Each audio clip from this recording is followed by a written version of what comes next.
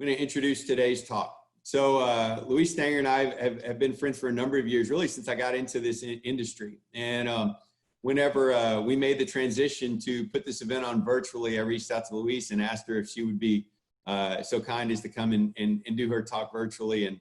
And I'm extremely grateful for her to come do this and be a part of this event. I will ask you that if you have technical questions during Louise's talk, so please put them in the chat box and either Dave or myself will answer them. If you have a question for Louise, you can put it in the question and answer section and we'll answer those at the end of the presentation. So without further ado, I'm going to turn it over to Louise Stanger. Thank you. Okie dokie. I did it, I think. Hi there, everybody. So ordinarily, I'm feeling a little anxious, so I have my little friend with me right now to start us off because I would order. So everybody start moving.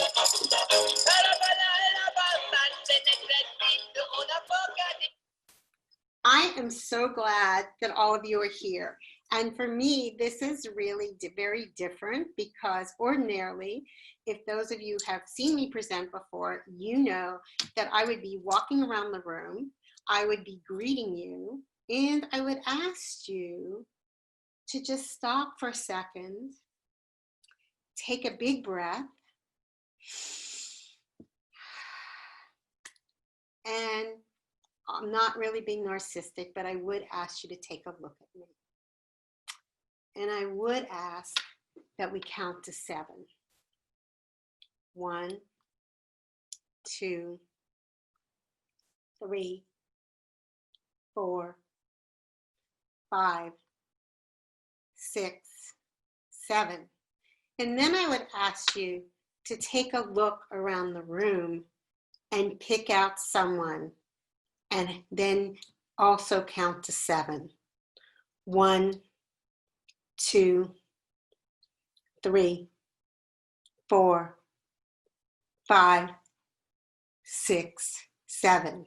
And those of you that have known me know that why I asked you to do that is because in 7 seconds, whether we see one another virtually or you happen to be talking to a family for the first time across the phone, that family or that person will decide whether or not they can trust you, whether or not you can provide hope. And that is evidence-based. And so when we start this or however we do this, whether we're doing it virtually, whether we're doing this over telephone or we're over live, those first 7 seconds are just so critical to our developing connection and to developing an ability to work with somebody. So I had the chance to watch all the other presentations, and thank you, Dreamscape, for allowing this, and David for teaching me how to do all this. And today, I want to welcome you to talk about family mapping as a way into story.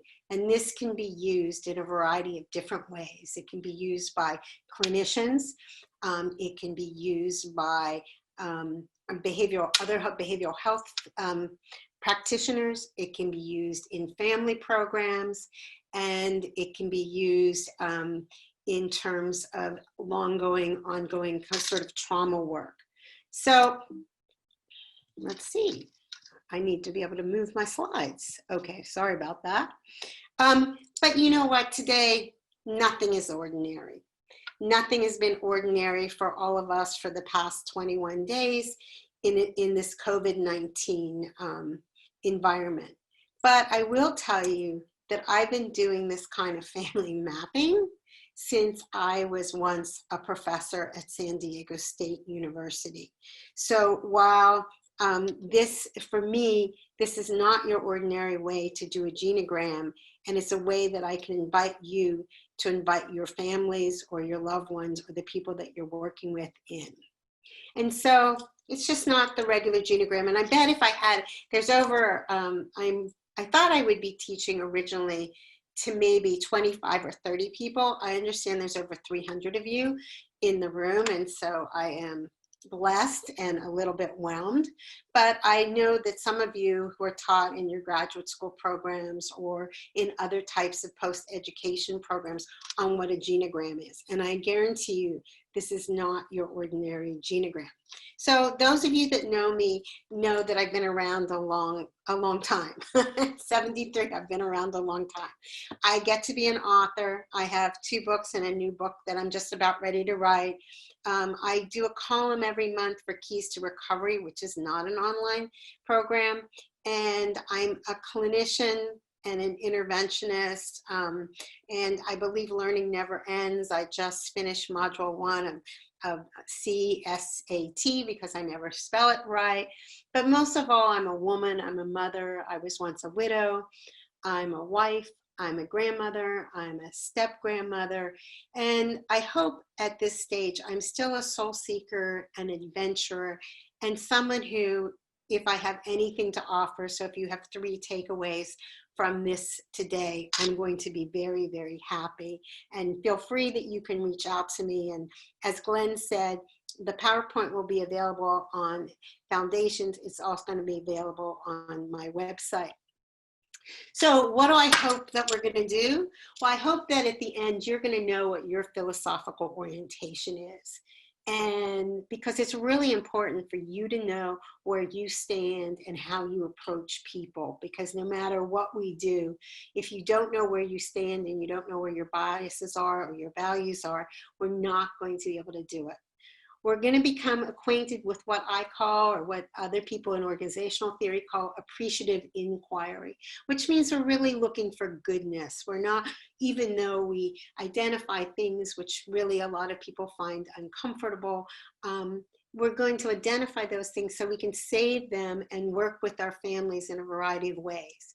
We definitely are going to identify intergenerational patterns in our clients, and we know, for example, that addiction sometimes runs cross-generationally, but this becomes a pictorial way for others to see what's happened. We can also identify past traumas, and we can see where we might want to go with our clients. I'm going to offer to you what I have found to be just an exciting qualitative research methodology, which is called portraiture. And it's just a way of inquiry where through words and also through pictures, we paint a portrait of the people that we're working with. And while all of us are very concerned about what, you know, Brad Lamb and probably I call the ILO, the identified loved one, others of you call the IP, it's really important to see that person in the context of where they came from, who their partners are, what they've considered either their family of origin or family of choice. And I think that what I hope you'll find in this messy way of doing things, that we're going to demonstrate pictorially resilience and wounds, and use this for a broad way for clinical interventions in private practice, in interventions, in behavioral health care centers, in family. This is something that you can take and really use in a variety of different ways. So how did you all arrive?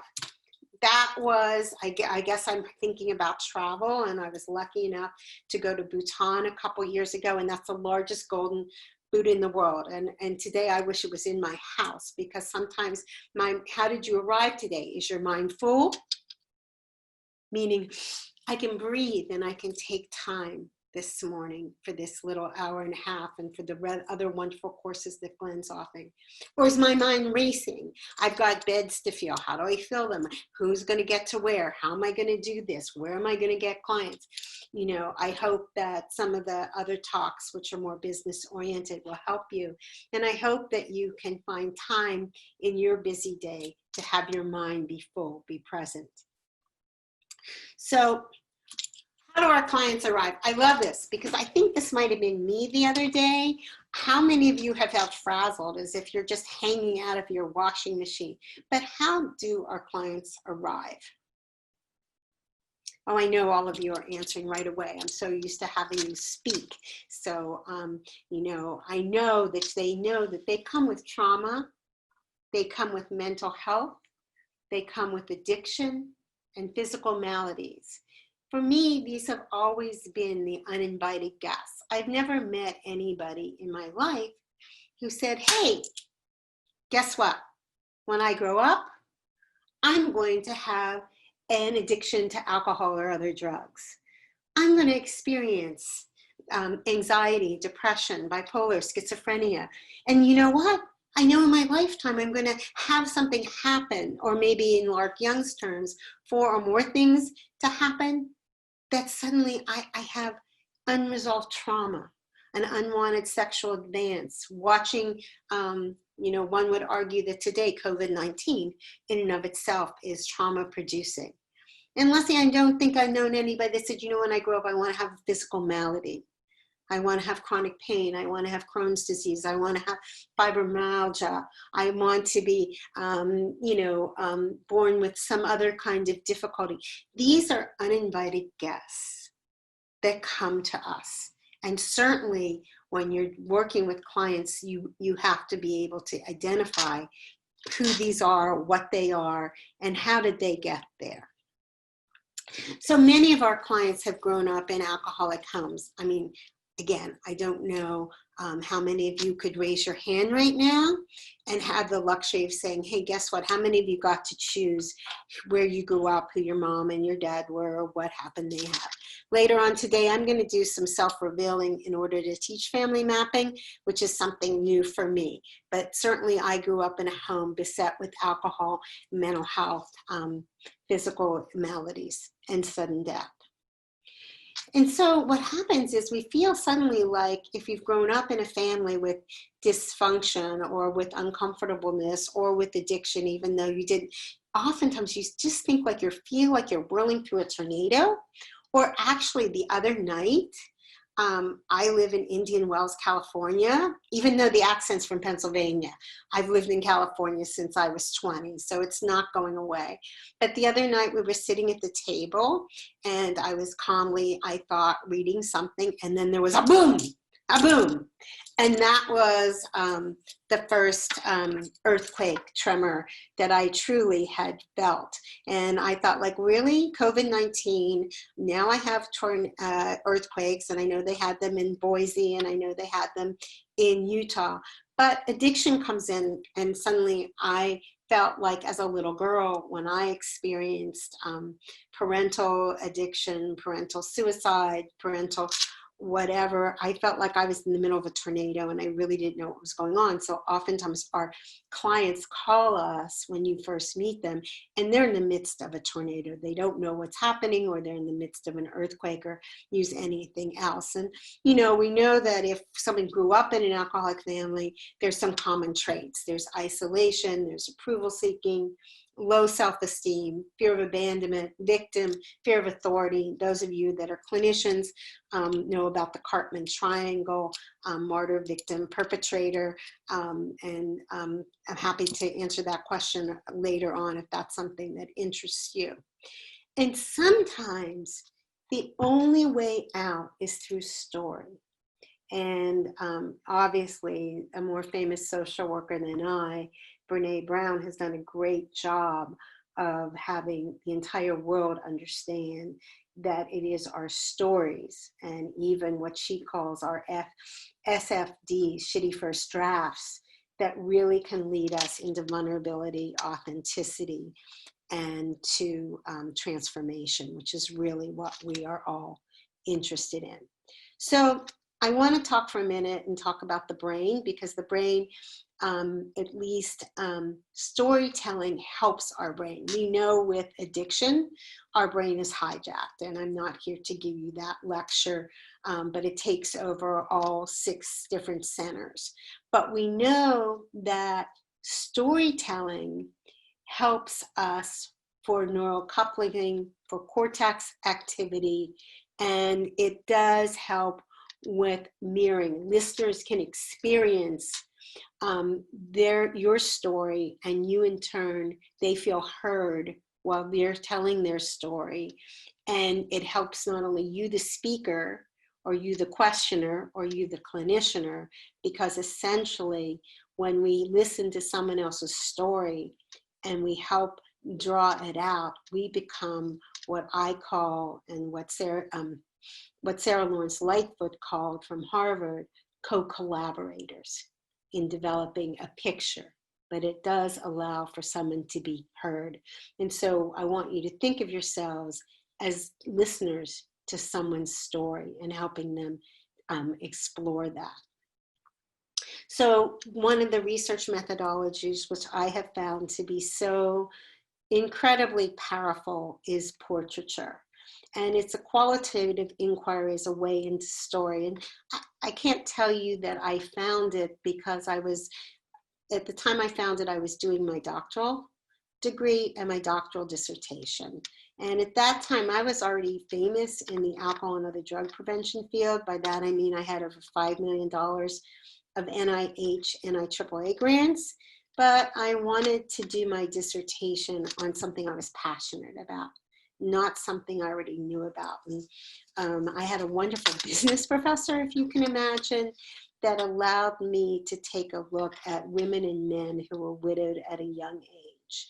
And why was I interested in that? Because I had been what's called a third generation widow.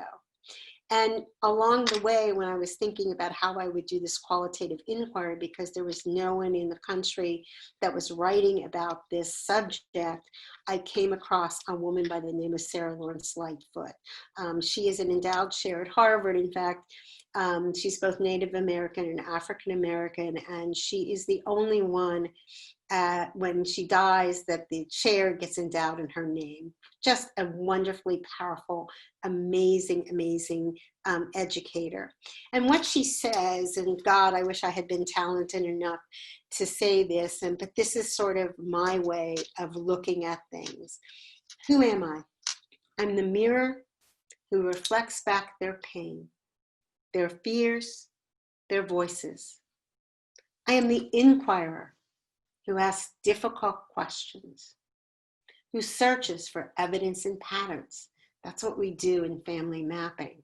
I am a companion and journey, sometimes bringing my own story to the encounter. And I know as clinicians, we do that in a way to do no harm, making possible interpretive collaboration.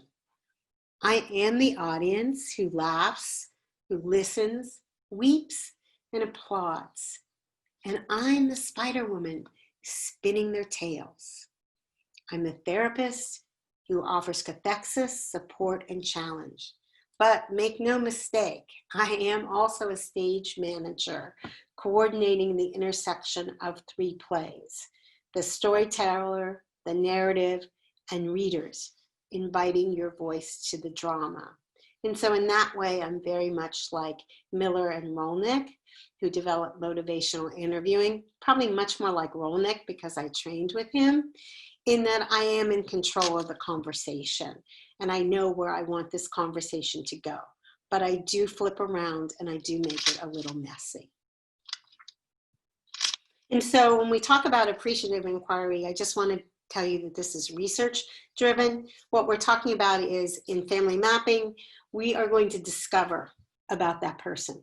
We're going to allow their minds to get a little messy, to sort of dream about what it is that happened, to be free floating so much, maybe the better way of saying that, for us to design together what this family map looks like. And by the way, you can do this with one person, you can do it with a whole family present. It just depends on how you want to do it. And then we're going to deliver. But what we're going to deliver is we're going to ask on the first go around, what's really important to you? What do you see in it? And we might be saving some of the information for later, because nobody in the world is going to, if you're doing this in a group, are you going to go into detail of everything? If you're doing it on the phone, it's really different. You're gaining information for some type of intervention, whether it's putting together an intervention team or it's referring them to treatment, et cetera, et cetera. So in essence, we're talking with strangers. And how many of you talked to a stranger yesterday? Because all those first callers who pick up the phone to call you, maybe they heard about you. Maybe you know who referred them. But for the most part, and maybe you even met them somewhere before, but now they're calling you because they're in pain. And, you know, while Daniel Gemp, right before me, talked about how you're going to get them to call, really what's happening right now is not only you're going to get them to call, but now what do I do now that I have them on the phone? And you want to make sure that obviously family mapping is done after you have engaged a client. Okay, you're not going to spend 60 to 90 minutes unless you have an engagement. But when you do, and I think you can do the engagement pretty quickly, you're going to ask someone, but even on the first call, you're going to ask someone, tell me something about yourself. Tell me why you're calling. Tell me about your family and tell me why your heart is hurting. And if it's a mom, or a woman, because we know women call more often than not, you're going to ask them to tell you what's special about their loved one. Why are they hurting? And you're going to ask them what they hope for. So irrespective of what we do with a family map, those are probably some of the first questions you're going to ask before you engage. But once we engage and we begin to do a family map, I want for those of you that are clinicians, think of it as a pictorial biopsychosocial. And you're saying, well, gee, I know how to do all this. But really, I want you to think about it in a little bit of a different light, not your ordinary, because whatever you end up drawing, I want you to know it's going to look a little messy and you're going to share it and not think that it has to be picture perfect, because life is messy and also the way you gather the information might be messy. So you're going to ask questions about substance use, substance misuse, history. You're going to ask about moms and dads and who's in your family. You're going to ask about mental health, anxiety, depression, personality. Who in your family, did anyone have it? Were there any sudden deaths? Were there any moves? You're going to talk about process disorders, however you define them: love, sex, shopping, disordered eating, money.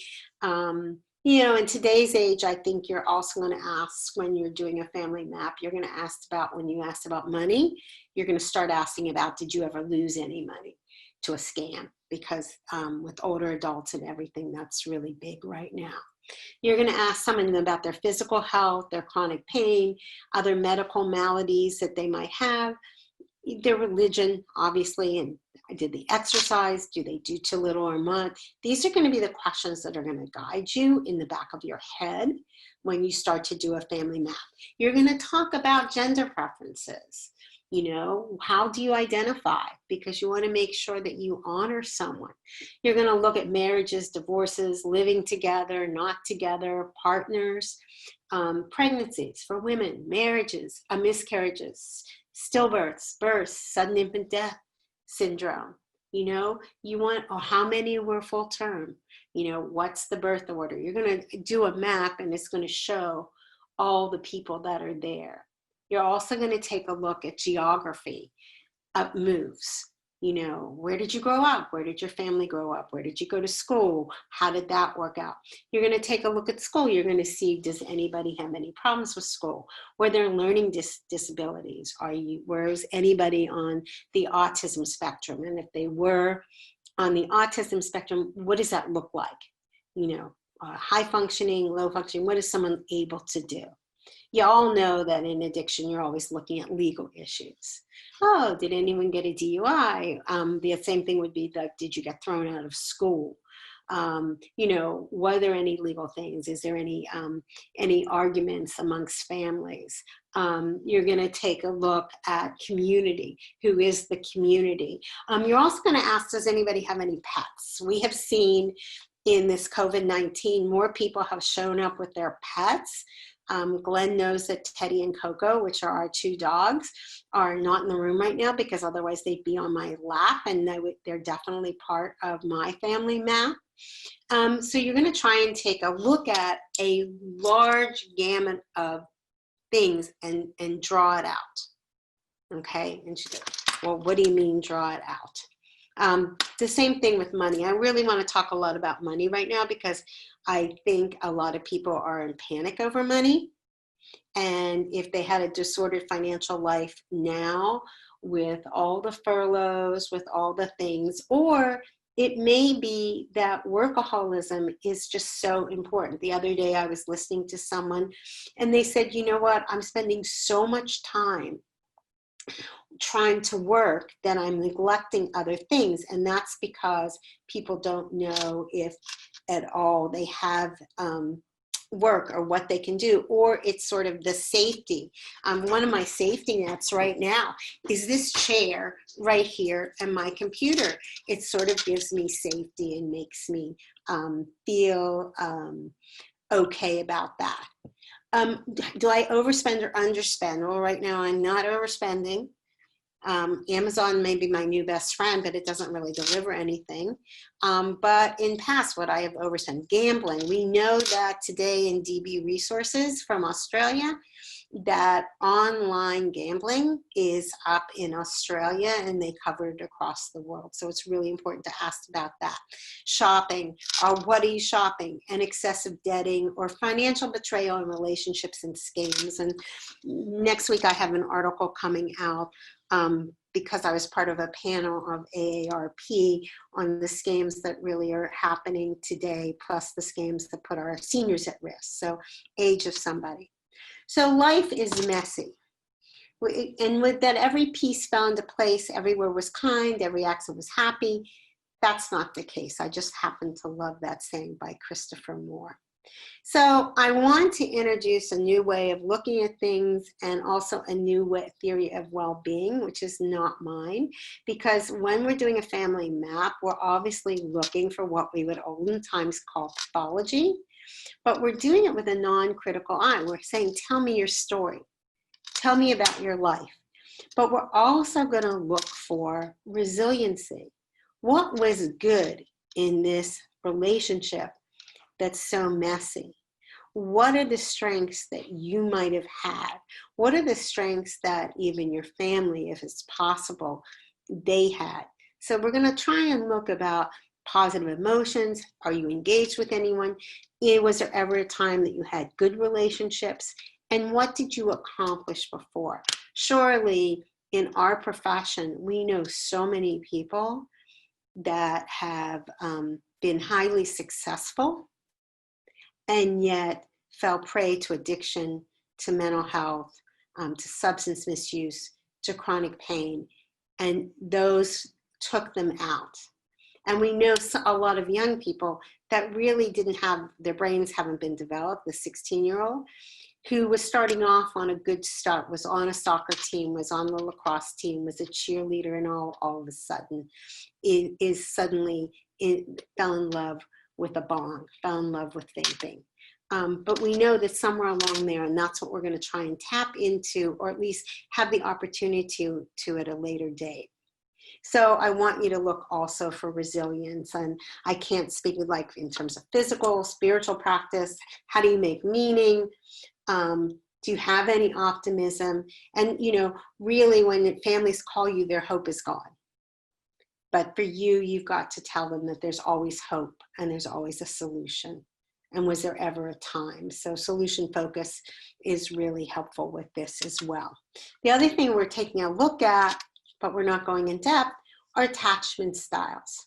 And those of you that are real familiar with that, we're going to be able to tell from a map, you know how secure the attachments were. Were they anxious? Were they avoidant? Were they fearful? You know, I'm going to share my own family map, and I can tell you that with having a mother who went away on holidays by the time I was 2 and left me, I really didn't have a secure attachment. It was more anxious, fearful. For those of you that have clients, you're always taking a look at what that might be. And most of all, I invite you today, I love that, to be curious. Be curious about your own story. And if you've never done this work before, I think a great way to start is by you doing your own family map. because it will give you the opportunity to practice or to find someone else to practice with that you can switch off and do and process. And I want you to always listen with an open heart. You know, I think what those of us that are professionals and clinicians long term, we hear something and then we don't listen. We say, oh, it's like this, it's like that, it's just this person, I know what they're like, I can really do it that way. And I stop hearing because I've now put them in a category. And that category really isn't hearing their story. So what I'm also asking you to do is I invite you to use what we call in research triangulation of data. When you do family maps and you do it with more, and you do it essentially with more than one person, although you'll start with it, you're going to get what we call multiple conversations. Families call me and they're worried about a loved one. So I always start with whoever the payer is or the first caller when I'm engaged, and we start by doing a family map, and it will take about 60 to 90 minutes. But that's just their portrait of that person. And so for every other person involved in that intervention, at least for 3 or 4, we will do, and we'll do the family map. We already have a skeleton of it, but we're going to ask those same questions again, tell me about. And what we find is everybody has a different perspective of the same person. Probably the most famous book that you could ever read if you like fiction books is a book called The Alexandria Quartet. It was written a long time ago by the author Lawrence Durrell. And it was four volumes. And the first time I read it, I had no idea that volume 1 had anything to do with volume 2. And what it was they were in a marketplace in Morocco, and each of the protagonists described it from a different place. So what you're going to get is you're going to get data from multiple independent sources, and those are family members. You might also get data from physicians. You're going to observe if you're able to do this in person, and you're going to see written documents because they might write you something as well about it. I will tell you that right away if you're working over the phone with the person, and I've been doing this for a long time before Zoom, before FaceTime. So I feel pretty confident that I can do this in the beginning without face-to-face. You may not think that that is something you want to do, but afterwards you do want to share what you've done, and you want to show them along the way because it becomes a powerful tool. So this is essentially what a family map looks like when you put it in a textbook. Because it's not this nice and neat and clean, but remember I told you need lots of colored pens, and you let the person in the circle in the heart, although everybody has a heart, Jack, he's the identified loved one. He's the one that they were calling about, and I always make the identified loved one as a heart. But then I let the family decide, and this time it was Laura I probably spoke to first, and Jim, and let them know what it was that they wanted to do. And I let them pick their own colors, okay? I let them make the key. I don't have a preconceived color key. Now I know that sounds funny, but in this instance, it's really important for people to have choice. And it's really important for you to do it. And so I like, when I find there's a trauma, I love to put big T's. If it's a money issue, I put dollar signs. And if people have had multiple affairs, I just like little circles running around. You can have your own way of doing it, but if you are willing to invest in these beautiful Sharpies, that's all you need, because you've got about 18 different colors. And if you're just doing it to start off, and you know what, all you need is white pieces of paper and possibly tape. If you get very ambitious, and I do get very ambitious, if I'm doing this and actually bringing one to an intervention, I will transpose it onto a gigantic Post-it note. this, but I don't, I have like this, or they may end up, just so I want to show you, I'm going to show you mine, but here's a recent one I just did, okay? And I will have these online, or here's one that was a little bit easier to do that I just did. Sorry, you probably can't see that, like that. So, and these get shared in treatment centers, and they get shared with other people. So here, oh my gosh, this is really messy, and we tried to blow it up really bigger, but I decided that what I might do, and I'm going to come back to this, is do my own family map. I thought, because there's so many of you, and to use someone else, I just want to show this to you. I'm going to show you what happened to my brain as I did this. So obviously I'm the heart there. Hopefully you can see it. My name is Louise Ann. They used to call me Louise Ann when I got in trouble. I was married to Alan David. Alan David died suddenly and unexpectedly over 28 years ago. I'm married now to John, just so you can see, and he's divorced from a woman named Linda. What's really significant when I started to do this is really to let me know about your family of origin. And I'm going to show this, I'm going to show this to you in pictures, and then I'm going to come back to the family map.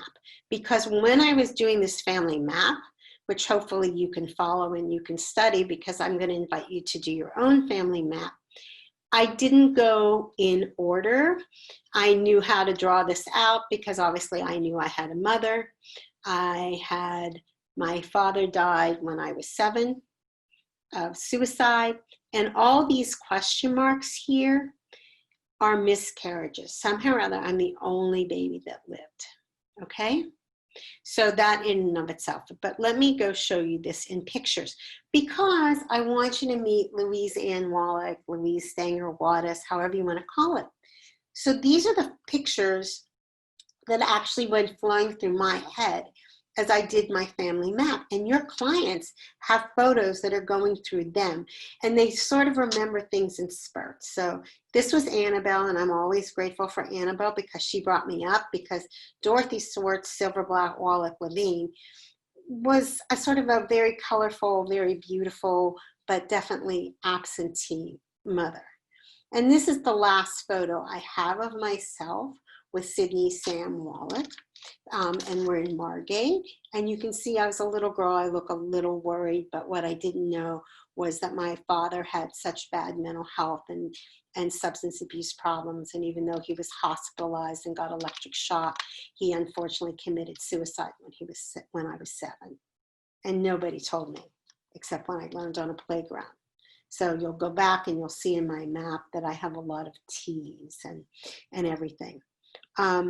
But then you can see, this is how I was after my father died.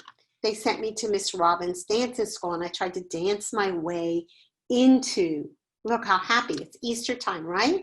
What a bunny. But then my mother met this gentleman, and his name was Harry Levine, and he was really nefarious. I've got him up there. On the good side, he had the first single parent adoption in Pennsylvania, and I'm telling you all this while I'm doing the family map. On the other hand, he wasn't very nice. He was alcoholic. They would rage. He would make unwanted sexual advances, and he had an adopted son who I couldn't stand, and certainly couldn't stand me, and was a hellion, you know, had a history of other kinds of things which happened with him. But then somehow or other, through resilience, I managed to make it. And I get through school. I was never a great student until I got to college. And I went to University of Pittsburgh, and I was admitted. Can you believe I was admitted like on probation?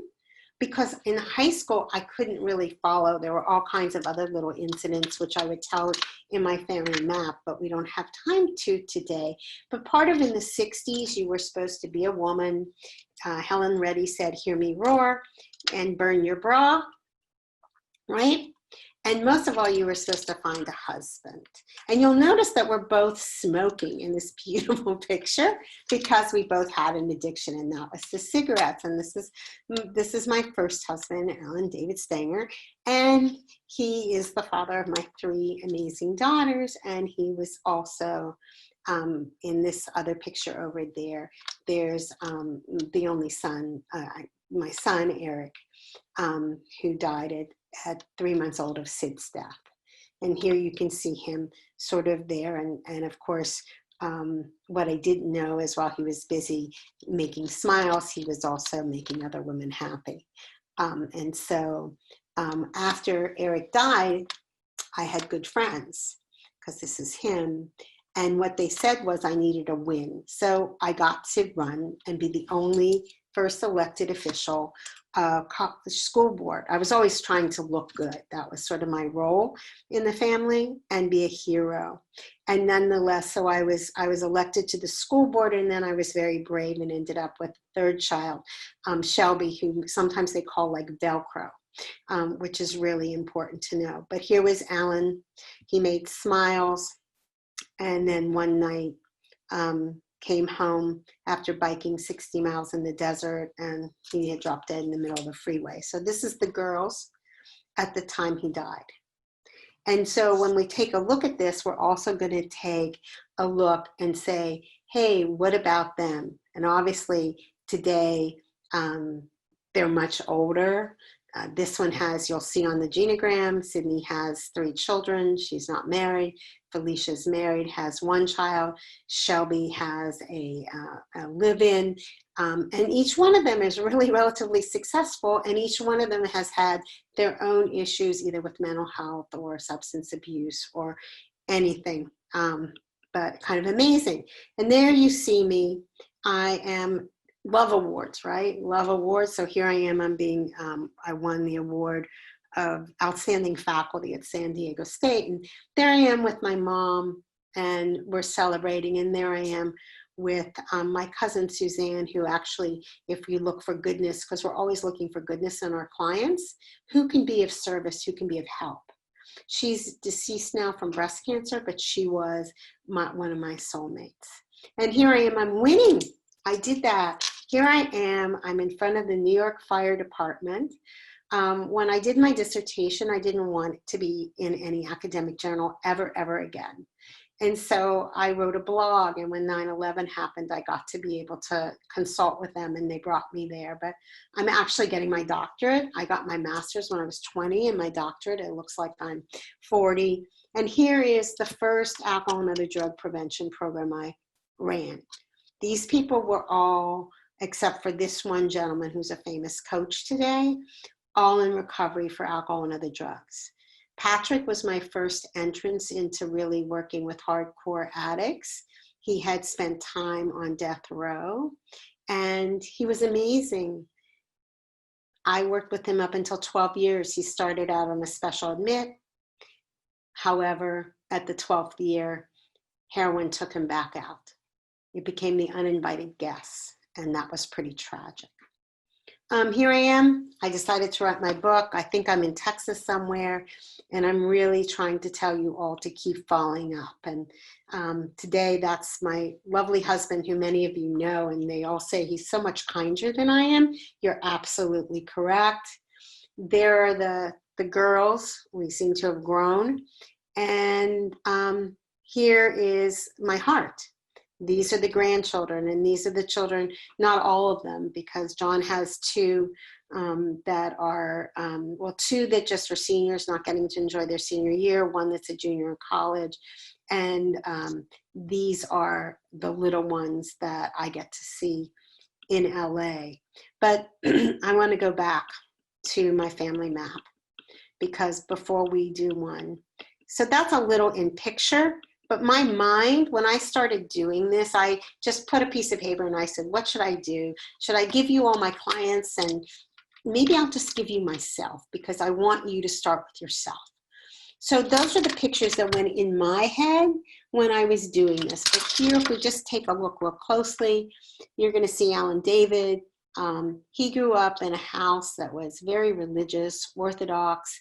A lot of, they really thought that he was going to do something else. A lot of anger, a lot of people, and a lot of trauma, because his families, one family escaped to Austria, the other family was Sephardim, and they came to this country. And there was a history of affairs, which was so interesting to me when I looked at this.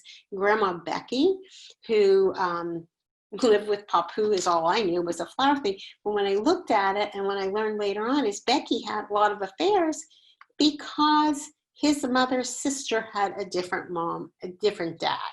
And so this notion of affairs had some kind of cross-generational kind of thing when I finally did it.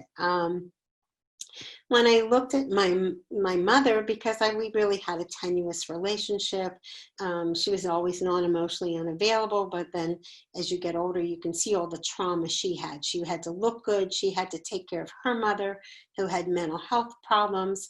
Her father died when she was pregnant with me. And then she really wanted to have a baby, but all of them died. And she would tell me, I remember hearing about that, and yet she didn't really know what to do.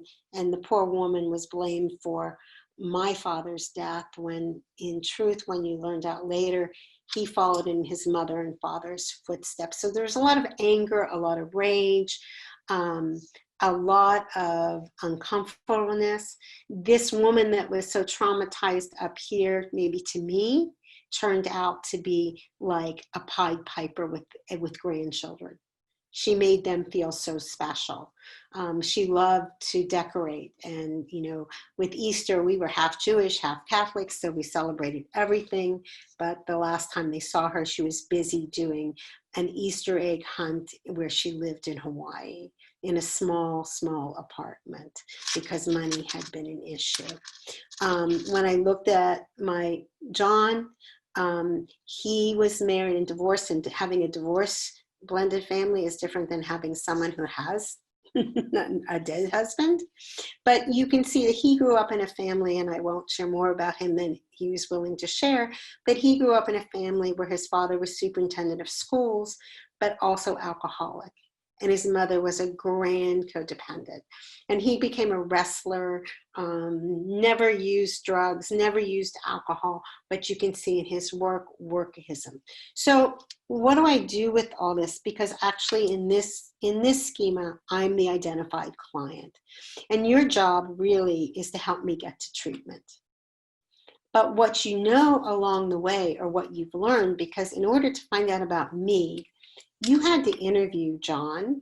You had to interview, well, for my case, you had to interview my three daughters, Sydney, Felicia, and Shelby. And you had to see, what did they have? What portrait did they have of her? Because they were really the first callers. They said mom needed help. Or perhaps it was John that was the first caller. And so you're going to have to decide. But at the same time you're doing that, it's really, really exciting, because you know where people need to go. I'm going to flip. Is everybody able to follow all that? I hope I'm giving you enough time to absorb this, because I want you to do it. And if not, you can feel always to reach out to me. I'm going to flip to Christy. Christy was, and I have permission, and then we're going to do it ourselves. But I met Christy in a family program, and she knew I was going to do family maps.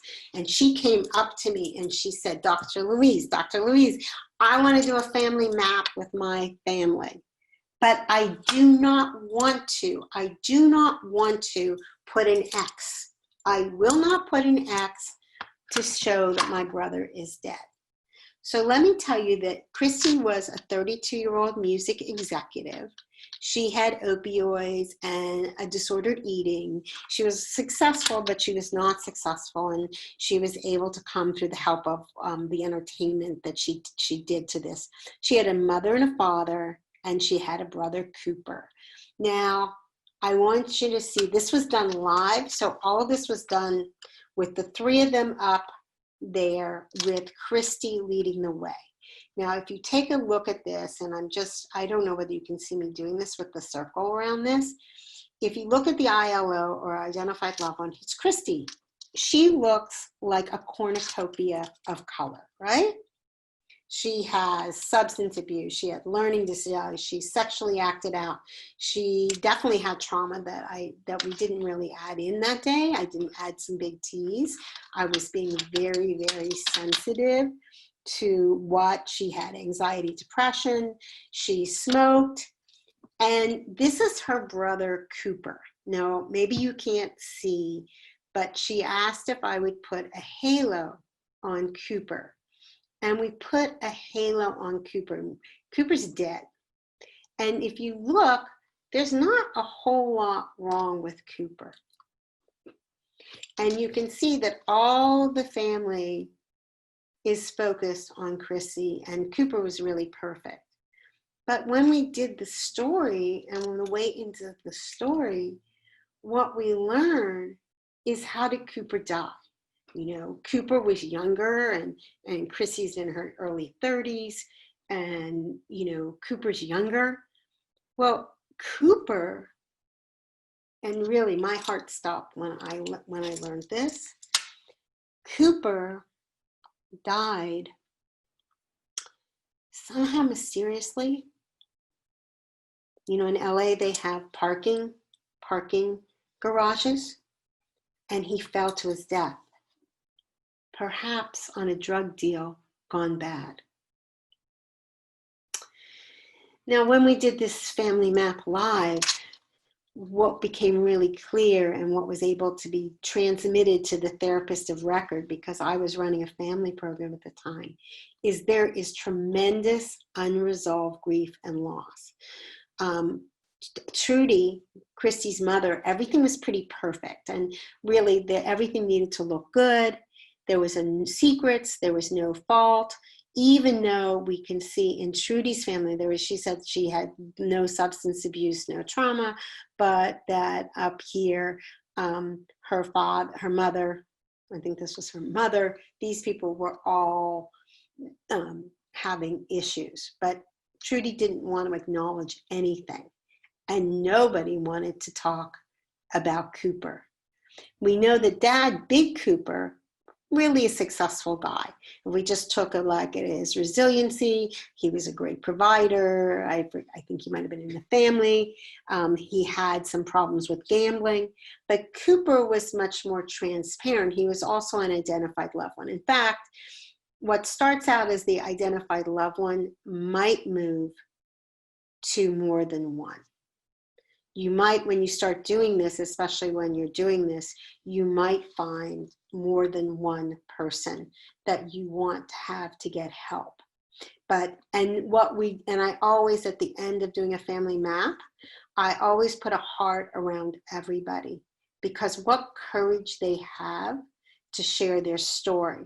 In this case, this story was done with all three of them present. Chrissy got to lead it, and it's fun when you have three people or more present, because someone will say, no, that's not true.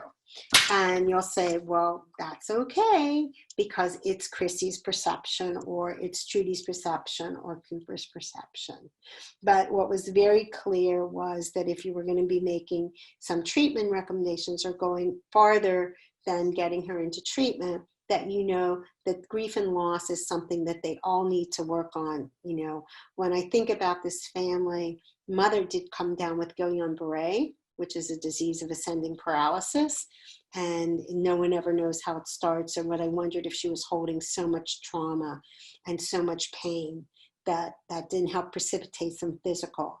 Cooper went to AA and started doing things, and Chrissy really attached to some very helpful people. But sometimes when you do, I hope I'm not going too fast, there's one more I want to show you.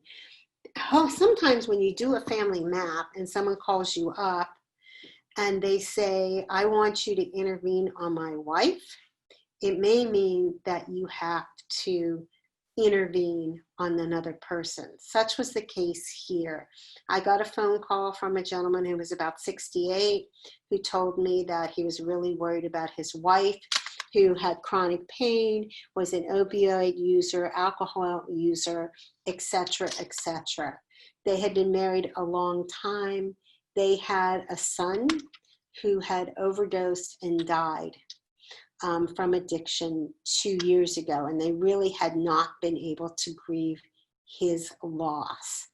When the father called me, he said that he had some substance abuse. He said he had, that's really all he said, was substance abuse, and he smoked pot a lot and everything. And I don't know what intuitively, when I did this family map, because all he was doing is he was calling me up to hire me to intervene on his wife to get her into treatment. And something in my clinical acumen, when I went back, and there's a couple more pages of this, of all this. He grew up in a family what was beset with alcoholism and mental health. He was told he wasn't good enough, yet he was very successful. He had one living daughter who had been really traumatized because mom didn't pay any more attention to her. But something in his story, I said to him, I couldn't really do the intervention. I was thanked him, but I wouldn't do the intervention on his wife until he went to treatment. And then he said, "What did you say?" I said, "Well, I think you need to go get an evaluation or figure out, because I think that given what you've told me about your sweet wife, she's not going anywhere unless you go get something done first." And God was good that day because he was resilient, and he decided to go for treatment. And I love what he says about this is, and it came from this family map, because he saw this family map. He actually saw another one that I did with him, and he has it, which is much bigger when he was in a family intensive. He said, "You know what, I got to thank you." And I didn't know whether he was joking or not. He said, "Look, I want to thank you because I went to treatment with one addiction, alcohol and pot. And according to him, he came back with 12. I'm not too sure what all the 12 were, but there was sexual acting out, there was porn, there was cigarettes and everything. And he's become really involved in adult children of alcoholics. That's for him, and he has lots of helpers and lots of things. And I was just a little fly along the way. And his wife went to treatment, and we'll just have to wait and see how she turns out. She's definitely very secretive, and there were a lot of family secrets. But if I had not done this family map with him, I don't think I would have had the ability to say, "Hey, look, I'd be happy to help you, but I think that maybe you do it." And you can see within the whole family, they really needed grief and loss work, because everybody could not mourn the death of their son. So really very powerful. But let's get on to you. Are you ready? Are you ready to do this? And I don't know exactly how much time we have, and I don't know if I've missed any of your questions along the way, because I'm not sure, because I don't know how to do it. But in my work of 35 years, what I think I've learned, and it's not my original statement, so I would try to give credit. I believe that Jerry McDonald said, "Nothing changes till something changes." And then unless we can move the whole family to change, then okay, I'm sorry, I've got to get rid of this. Unless we have unless we can get the family to change, we can't. Someone asked the question, the first person I call, after I'm engaged, I have obviously asked them to send me photos. So I have photos of everybody in the family, so I can really relate to that. And someone asked, is it better to do 2 90 minutes? Well, you're only going to go with the first caller, and that's going to be your longest one to do a family map. but you're going to do the family map with the first caller. And, you know, in the last case, it was the husband who called me. And then I broadened the family map to his daughter. And then when we did a family intensive, then we did a whole new family map with his wife present, because it was different. But if you have multiple family members, I think you're going to get what we call a saturation of data after you have done 3 or 4 key informants. And the other thing is, if you work with a teammate, I think some of the people that I've worked with are online right now. Shane Anderson might be online right now. He's helped me do a family map in the past. Jeffrey Merrick knows how to do this. If we're thinking people, David Mallow. I've only worked with a very few people that I've teamed with, and of course one who was wonderful, but who has since passed on, and that's Sean Fertel. So the modalities that we use when we're doing that, now obviously I apologize because I see my idiolect came up, and I do have a chance to invent words or misspell words. But when I'm doing this, I'm using a lot of different modalities. I might be doing mindfulness. I might have someone take a big breath, just like we cleared the air with the Buddha. I want someone to do that. I'm doing motivational interviewing. I'm saying, tell me what this was like. It's solution focused because I do have a purpose, and it is trauma informed. I'm not going to open up every wound there is. So for example, with the couple whose son had overdosed and died, or with Chrissy, I wasn't there in that moment doing this family map to open up all that trauma. What I was is they were telling me their story, and that's somewhere where we knew that we needed to go, or I could tell others to go.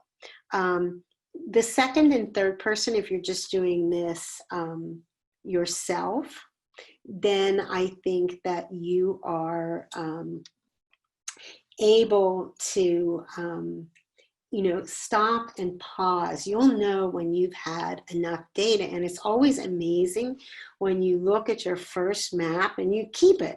I mean, and sometimes I have a client right now, and she loves to see me.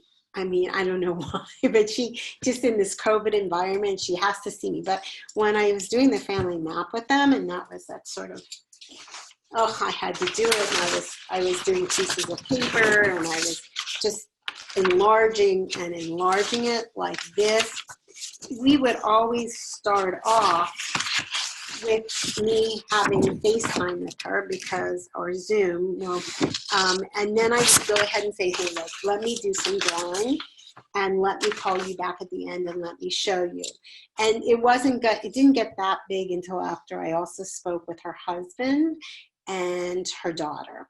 So there were 3 different people that I spoke to, and then it became, much more. So if we think about it, do you all have some time right now, because we have a little bit of time, for you to practice doing your family map, and you can begin to start. Or if you have a client that you really think about and you've already done, something, I'd like for you to give it a whirl right now. And sorry, I want to go back to this. I'd like you, and I don't know how this is going to work, but if you're going to do yourself, remember that you are the ILO. You are the heart, right? Now, that doesn't mean that there aren't more hearts, but I want you to start with yourself, or I want you to start with an identified loved one. And you know what? I'm just going to say, so, and if we were doing this together, I would just say, so tell me about that person. Did they have any substance abuse? But I might, before I do that, then I say, well, tell me, did they, mother and father? Let me think. Father's here, mother's here, but father was married before and has 2 children. And I'm doing this really messy. And mother wasn't married. And do you have any brothers or sisters? So I'm just going to start navigating around. Oh, I have a sister, but I don't speak with her, but I have her. And I have, let's say, an older brother. So now I got some bare bones, right? And I'm going to ask them what their names are, because I have no idea what their names are. And I'm going to ask them like, oh, tell me what their ages are and everything. And then I'm going to probably mess it up because they haven't told me all their stuff. I'm going to find out if they're married, if they're, anything. Right now we've got more or less a kid.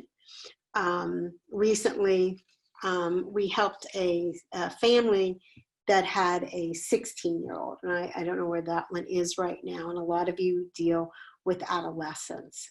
But when you're doing yours, I want you to map out, who you are, if you're going to use yours or if you're going to use a client that you currently have. And you can do that, sort of sketch that out if you already know. If not, you're just starting from the end. And if you take a look at mine, you're going to see that I even have my dogs in there, Teddy and Coco, because they're pretty important for resilience. Oops, sorry. Oh my, quick fingers. So are you doing that right now? I certainly hope so. And are you able to take a look, even if it's yourself, of, do you have brothers or sisters? Did you have a mom or a dad? Or was your mom a single parent? Were you adopted? When I looked at my family map, my first name was Louise Wallach. But then when Dorothy married Harry, I hope you can see me moving this up here, Harry decided for monetary reasons it would be wonderful to adopt me.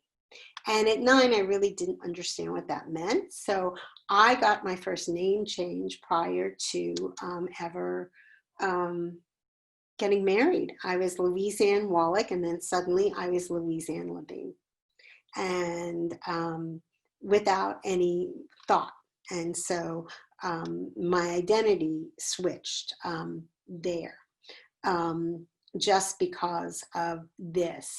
And also because I think that when I think about my father, his sisters and his brother were so angry.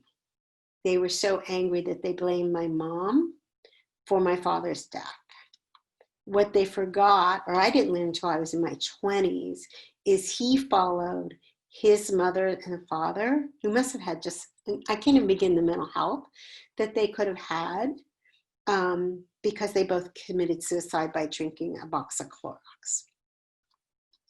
And then it wasn't until much later, not until my 50s or 60s, that I could really forgive my mother for all of what she did. But nonetheless, this is sort of the story that gets mapped out. And for those of you that are clinicians, when you're doing yours, can you see the field day? I don't think that anybody goes into this field. Someone asked me, how did you become a social worker? And I told them the truth. When I was a kid, my initials spelled law. LAW, Louise Wallach, and I came from a long line of horse traders and lawyers up here, but they weren't very nice, and they liked to take money, and although they looked fabulous, they were very well respected in the community. But I couldn't find a law school when I came to San Diego with Alan David, who was a Navy dentist, and I lived near San Diego State, so I thought it'd be great to go become a social worker, because I had worked, my first job out of college was with Allegheny County Department of Public Welfare, and I got in a lot of trouble when Martin Luther King was killed, because I used to get people, I like to get people things, so you can see how codependent I am. Right? I'm going to be a fixer person, so sort of perfect for that. But are you doing yours as we speak right now? I'd love to know. What are you finding about your family? What do you learn about yourself? Who are your siblings? Do you have any siblings, or do you have ghost siblings or adopted siblings, or, you know, where are you? Tell me about your dad, your mom. Any substance abuse, any mental health? Hey, did they have any other relationships? You know, what kind of work did they do? What did they do for a living? You know, there's no secret that I don't like clothes, but, you know, Sydney Wallach used to work in haberdashery. And then one thing I can say about my mother that was super great, she designed clothes like Cher before Bob Mackie ever existed. And Harry Levine loved to look good and dress. So where did I get that from? I would think somewhere around, you know, somewhere that looking good was really important. And that creativity or that sort of spark. So it's no question that I might have a daughter that we think is a fashionista. We have another daughter who thinks that a surfboard is her Louboutins, and another daughter who was certainly like, you know, the sort of hero of the shop, but now she's traded her business wear, her MBA in for boxing gear for business. But you can see how those kinds of things, the idea of work and goodness, can be transformed. So what in your family? So when you did this, and I asked you, just pick different colors, you know, what color would you like to pick for substance abuse? What color would you like to pick for mental health issues? Certainly my family was beset with mental health issues. My mother experienced, I don't know whether she was manic depressive, but she definitely was something. Her mother definitely had manic depressive.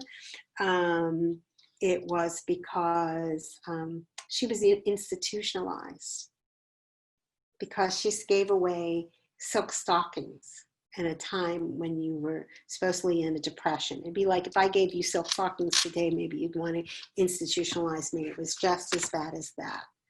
So when you think about your family, and did you have a lot of siblings? Did you have aunts? Did you have uncles? Did you have someone else that helped raise you? So certainly you see these hearts up here above me. These are the people that helped me so much. You know, there's Annabelle. Annabelle was the African-American woman who took me in her arms, took me places in Pittsburgh, took me to the Baptist church every Sunday, but she took care of me.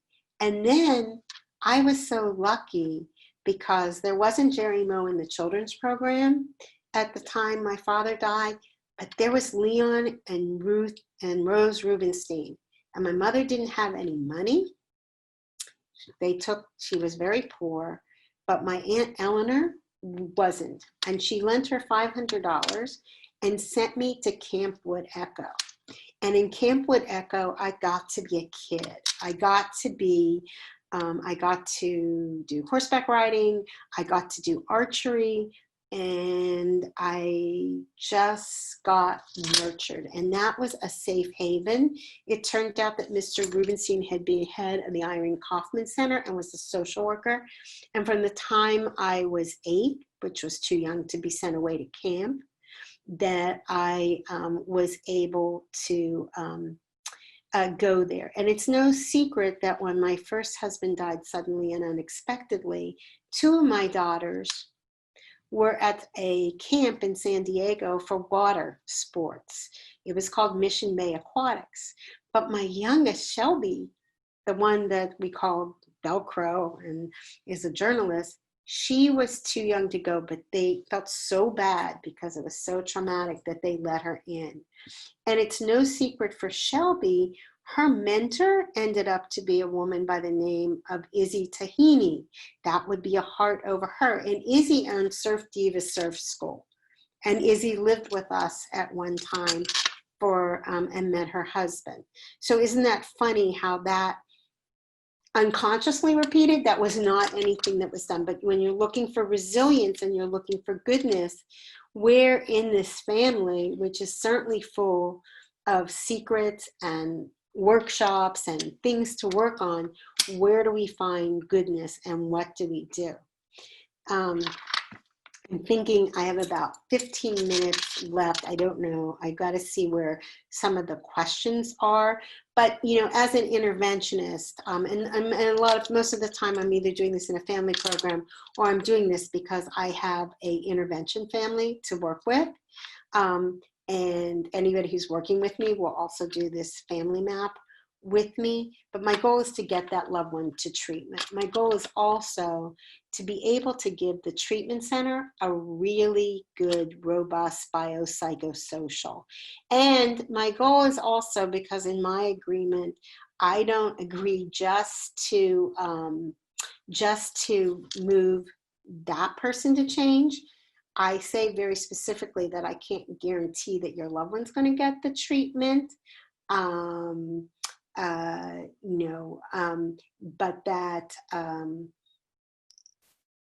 But that's, you know, this is part of what I give them, and this is part of what I know when I work in close collaboration with the clinical team in a treatment center, they use this. What happens if you have an IOL who doesn't know whom their mother or father is? Perhaps they only have any information on one of their parents. Well, you take what you can get. And so not everybody has a two-parent perfect family or knows who they are, but you can imagine what that might have been like. And what you're going to say is, how was that for you? You know, I don't know who my mother is. I really don't know who my, father was. And that certainly happens with adoption. And so you take the information that you can get. Someone might be able to add something else. Someone may not. You know, if you really wanted me to ask questions about like my father's family, they didn't talk after my father died. They saw my mother as persona non grata. So I can't really tell you a lot except what I learned and everything, but you're going with what you learn and what perception is and what people feel. Forget. Someone asked me, am I correct in understanding that you do the first family map on the phone? Yes, if I am working, absolutely.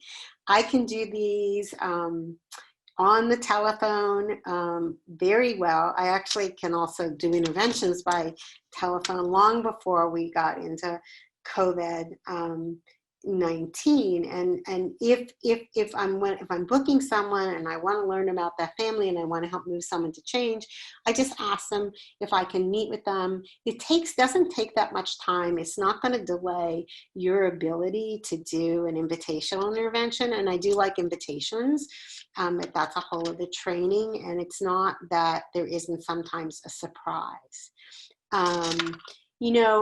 Someone asked me a question that I don't know the answer to, and I'm going to be honest. I've been a licensed clinician since 1973, but I do not ever have never, I'm unique in the respect that if I am going to go see you, I like to go to your home. The only office I really had was a university office, and I don't work with billing insurance. My guess is there's someone wiser than me. There's Lori Reed on the phone, I think, on this thing, who could be able to tell you. But is it better to have 90-minute or 2-hour sessions with the assessment phase? And really I think you're going to find your own rhythm. Sometimes they're 45 minutes, sometimes they're longer. They're not going to be any longer than 90 minutes. You're going to get a saturation of data. And what you're going to invite is, who else can I talk to? Who else is really important in this person's life, especially when you're doing an intervention? If you're going to do this for billing insurance, I assume this is a family therapy kind of thing, but I can't really answer that question. And if someone else wants to do that from the audience, go away. I guess another question was, does the attachment issue ever go away? And this person said they've done tons of therapy, and they were, and they did experience some tremendous trauma. Whoever this is, they said they were locked in a basement, they were beaten. And does that trauma and grief ever go away? I think that's You know, that's a great question. In family mapping, we identify trauma and we try and recommend if you're willing, because a lot of times while we're working as an interventionist, getting one person in treatment, we always click off in our head who else can use help and stage it when it's appropriate, because not everything can happen right away. But that obviously if there's issues that are still remaining, there's wonderful places in the country that really focus on attachment and focus on trauma. And, you know, I'm sure Glenn will be able to help you, or I can help you if you want to privately PM me with some resources for that. I hope that you're busy doing your family map, and I'm going to invite you, if you wish to send me your map that you just drew. I always, so one thing you know about me is that I am my own personal assistant. Hi, I pick up my own phone. Hi, did you call Glenn? I think I'm almost out of time. But you can always reach out to me, and Glenn knows that I'll call you back. I'll do what I can to help you. This is a process, and this is something that you can learn with clinical skills. I wanted to end with two things. One was maybe a way to contact me, but I love this by Friedrich Nietzsche. One must still have chaos in oneself to give birth to a dancing star. And as a clinician, as an interventionist, as a behavioral health specialist, you want to give birth to that dancing star. You want to help them build resiliency, and you want to look for goodness. Obviously, this is strength-based. And, you know, I want to thank you. I do a lot of writings. I'm not too sure, like Dan says, they're always the right keyword, but God knows I write a blog once a week. You know, you're more than welcome to reach out to me. You know, I want to thank Glenn so much for the opportunity to be able to share this with you. Obviously, it's nicely outlined in this book, the textbook. I would tell you I could send you all, but I have to, because it's a textbook, it's expensive. It's about $45. And guess what? I get to pay the same amount you do. But I'm honored that Rutledge came and asked me to do that. I think family mapping is a way into story, and I think everybody has a powerful, powerful story. Because this is the first time I've done this presentation this way, I am most interested in your feedback, what I could do to improve this, and to all of you in this COVID-19 world, I invite you to try this, and I invite you to stay safe, wash your hands, and always know that you're surrounded with love and resiliency. So thank you.